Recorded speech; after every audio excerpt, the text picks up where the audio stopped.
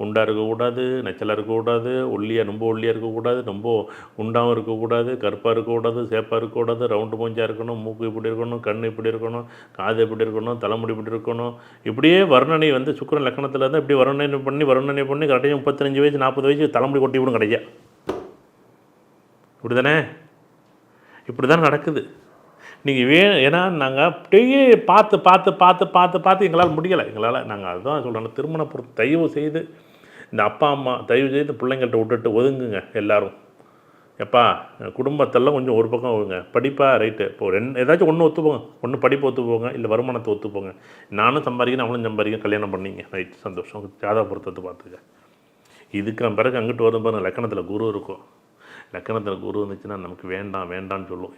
இந்த ஜோசியக்காரங்க நம்ம ஆளுங்க என்ன பண்ணுவாங்கன்னா, சார் நம்ம ஜோசியக்காரன் சூப்பராக பார்ப்பார், நல்லா பார்ப்பார். அப்படி இப்போ தான் நம்ம லக்கணம் நகரம்னு சொல்லிவிட்டோம். லக்கணத்துக்கு செவ்வாய் கரெக்டாக இருக்குது சார், பார்த்து பண்ணணும் சார். லக்கணத்துக்கு இல்லை சூரியன் செவ்வாய் இருக்குது சார், பார்த்து பண்ணணும். எத்தனை வயசு கழிச்சு பார்த்து பண்ணுறது? 35 வயசு கழிச்சு பார்த்து பண்ணலாமா? யார் குருன்னா? யார்? ஜோசியர். யார் காரணம்? லக்கணத்தில் குரு 7ல் குரு வந்துச்சுன்னா என்ன பண்ணும்? ஜோசியரே என்ன பண்ணுவாங்க?